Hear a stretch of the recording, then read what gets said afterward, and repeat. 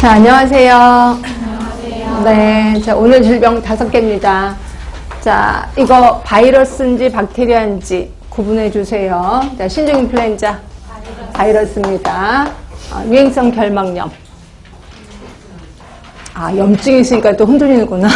바이러스입니다. 자, 유행성 예선염 바이러스입니다. 자, 인플루엔자 바이러스, 일본내염 바이러스. 오늘은 모두 바이러스입니다. 자, 바이러스는 대증요법, 치료약이 없다. 대증요법 하시면 되고요. 자, 신종 인플루엔자는 우리 어디서 봤었었냐면 검역법에서 본 적이 있었을 거예요. 자, 검역법에서 신종 인플루엔자 의심 환자 언제까지 감시한다 했더라? 기억나세요? 최대 잠복기까지 감시한다라고 얘기를 했고요. 그럼 환자는요? 환자 같은 경우에는 뭐가 없어질 때까지? 응? 감염력이 없어질 때까지. 그 감염력의 검사를 유전자 검사를 합니다. 신종 인플루엔자 유전자가 HA라고 있거든요. HA 유전자 검사를 해서 HA 유전자가 발견되지 않으면 남한테 이제 옮기지 않는구나 라고 해서 격리를 해제합니다. 그래서 유전자 검사까지 해서 그 결과 음성으로 나오면 그다음에 격리를 해제한다.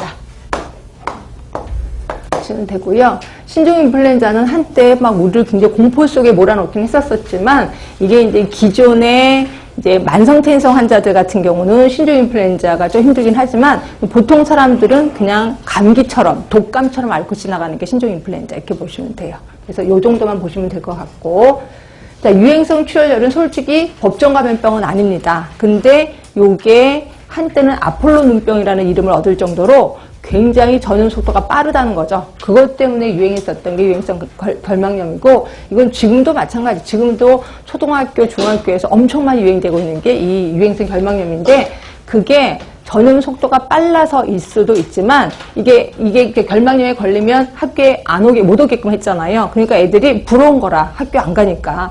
그래서 이제는 돈 주고 거래를 하는 거죠. 5,000원 주면서 나 5,000원치만 균을 줘. 그러면 이제 바이러스를 이렇게 문태주고, 이런 식으로 해갖고 다 걸리는 거예요. 결국 전교생이 한 70%까지 걸린 적이 있었습니다. 그래서 이제 교장 선생님 안 되겠다. 결국 일단 나와. 그리고 이 결막염에 걸린 아이를 몽땅 한 반에 몰아놨어요. 너네들끼리 거기서 있어. 그러다 보니까 애들이 이거는 학교에 가도 이렇게 걸려도 학교에 가는구나를 알게 돼서 이제 돈 주고 거래하는 건 없어졌습니다. 그래서 조금 줄어들긴 했는데 그래도 때가 되면 꼭 유행을 하고 있다. 이렇게 보시면 되고요. 그래서 이제 시험 문제는 거의 안 나오는데 하여튼 이런 게 혹시라도 나오면 여러분도 솔직히 걸린 분들도 계실 거예요.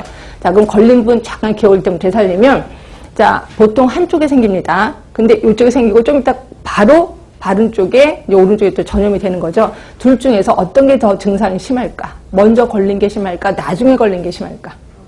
먼저 걸린 게 훨씬 심합니다. 그리고 나중에 걸린 거는 그냥 수월하게 지나가긴 하더라고요. 자, 그러면 내가 이제 눈병에 걸렸으니까 눈이 엄청 어때요? 첫 증상이 어떨까요? 딱 자고 일어났는데 눈을 뜰 수가 없어. 왜? 눈곱이 엄청 많아서. 그러니까 눈곱이 엄청 많이 생긴다고 생각하시면 되고요. 그리고 아픕니다. 근데 아이러니하게 아프면서 가려워요.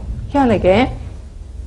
그러다 보니까 가려우니까 나도 모르게 손을 딱 대는 거죠. 그러다 보니까 아파. 손 대면 안 되는데 그럼